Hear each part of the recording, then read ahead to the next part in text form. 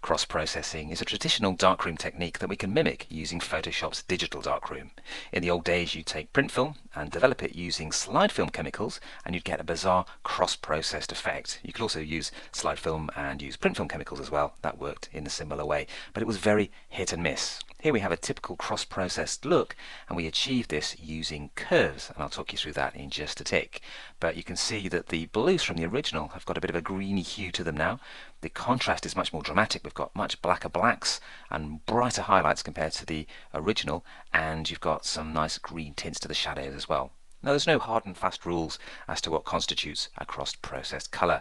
Sometimes you have a bit of a magenta tint to the shadows, for example. It's all down to the source image and how you want it to look. But we're going to kick off by opening crossprocessbefore.tiff into Photoshop's standard editor. So let's kick off by opening up the Layers palette, and we'll do a lot of work in here. So go to Window, Layers, and you can then click on the Create New Adjustment Layer icon and choose Curves, and we're going to use the curves to change the colours. Now, all the colours in the shot are made up of a mixture of red, green and blue channels, and you can see here we've got RGB showing in this drop down.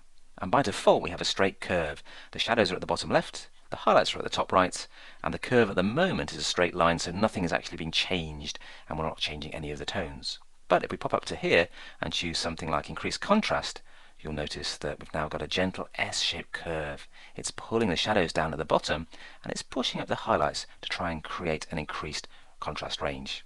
Now, this particular shot's very flat with its contrast, so this isn't really helping very much, but when we start to tweak our individual channels, we'll also get a much brighter looking shot. So I'm just going to go back to default for the moment. Now, when we adjusted the contrast, we were using the red, green and blue channels and changing them equally, but if we go to another preset like Cross Process, you'll see that the reds, the greens and the blues all have a slightly different curve shape, and that is what gives us our bizarre, strange shifts in colour hue. Now, this isn't perfect, it won't suit every photograph, but we can actually go into the individual channels ourselves, tweak their curves and create a cross-processed look that will suit our source image. We're going to end up with something that looks more like this. There you go, much brighter highlights there, for example. Let's just go back to the original and we'll go back to default, and I'll show you how to target the individual colour channels and make independent adjustments to their curves. So let's kick off by adjusting the blue channel. If we click here, we can choose the blue channel. You'll see a blue curve appear. It's got a slightly different histogram because of the amount of blues in the image. And what we're going to do is click round about here to about 191 or 192 for the output and input, and then click again down here to place another curve. If you just click and hold, it's around about 63, 64, 65, 66. Something like that should do the trick. And this is our starting point. We're going to actually manipulate these to create our shift in the blues channel. Now that we've placed our points, we can start dragging them to change the curve, which will change the tones of the shot. Let's pop up to this highlight one at the top here, and let's drag it to either darken the highlights or brighten them, depending on where you put the curve. And to keep things consistent with the magazine version, I'm going to set output to 237, so you can just type that value in there once you've selected that point, and input to 148, and you'll see a change in the blues. So we're dramatically brightening up the blues of our source file. We haven't got the greeny blue look we want for the cross-process look yet, but that will come once we start to tweak the green channel. Let's click down here to this one and let's set the output value to 40. And what's happening here is the input 66, but we're darkening those pixels with a value of 66 and making them down to 40, which gives us darker shadows for the blues and a much more striking looking blue. Okay, that's the blues done. Let's pop to the greens, and what we're going to do is add a couple of points like we did before. It doesn't really matter where they are at the moment because we're going to tweak them.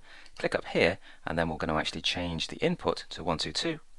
So type in input level there, and we're going to change the output to 224. And what's happening here is you can see the input's 122, so it's quite low, and we're giving it a much brighter output value, and it's dragging up there and brightening the highlights dramatically and giving us this cool greeny blue cyan effect. So we can then click on the bottom point and adjust that to change things to our new settings. So we take an output of 101. I'm just keeping it consistent with the magazine version of the tutorial, and then we're going to change this to an input of 67. So we're taking these shadows and we're lightening them up a little bit to help lighten the greens channel, and that gives us much more dramatic greens in this section of the image. And then of course we're moving on to the reds. Now you can use the scroll wheel by clicking here and then just scrolling through the colour channels, or you can just click and choose the channel that way depending on the way you like to work. And we're going to click here to add a new point for the reds channel, and I'm going to set output to 148 just by typing the value in. I could drag it of course, but it's easier to get a precise version by typing in the number, and an input of 89, and that is altering our first curve. Let's place another one down here, and what we'll do is we'll change that to an output of 104, and an input of 86. No, I should say an input of 76, actually, keep it consistent. There we go. And there's a very steep curve, and we're dramatically lightening the red channel, and that helps create our dramatic cross-process look. Now, the cool thing about using a curves adjustment layer is the fact you can then change the opacity or turn it on and off to see the before and rather dramatic after. If it's too strong an effect, you can take the opacity down a little bit, maybe to around about 85 or so. And what we can do as well is increase the contrast, because cross-process photos tend to have a very garish contrast, very strong blacks, very bright highlights. And we can do that with another curves adjustment layer. We can have as many as we like, so click here, choose curves again, and up pops curves 2. Now, in the previous step, we changed the individual color channels, and that changed the mix of colors and changed the hue of our shot. But here we're going to stick to RGB and make equal adjustments to the tones by dragging the shadow input level slider to the right. Take that to about 10, and that gives you darker shadows. And if we go to the highlights input level slider and drag that to the left, take that to around about an input of 224 or so. You can type in that value if you like, and that's now brightening up the highlights and darkening the shadows. We can turn that on and off to see the before and after, and yeah, we've definitely got a high contrast print with much more punch, much darker shadows, and much brighter highlights. And we can also mess with the midtones by clicking a midtone point here, and we can drag that around and give that an output of 123 and an input of 128. So we're just tweaking the original inputs there of the midtones, and we're just darkening them slightly, giving them a slightly darker output value. So you can see how curves will change the tone in a shot, or if you go to the individual color channels, they will change the color as well. And when you're happy, go to Layer and choose Flatten Image to get rid of the curves. And here's our finished, almost finished image. What we're going to do is just grab this tool here quickly. It's the Dodge tool. Set range to midtones, exposure to 10%. And if you click Protect Tones, it won't change the color hues that you've created. So all you need to do is click and spray to dodge in a little bit more of the midtone detail and reveal it. And also, if you click and spray over here, you'll start to get some more subtle changes in the texture of the plank. I'm going to lighten that bit up as well. And that just gives us a bit more variety in our shot. And you can also, of course, dodge in some detail into these wooden panels on the door. So a few subtle changes there as a very final touch.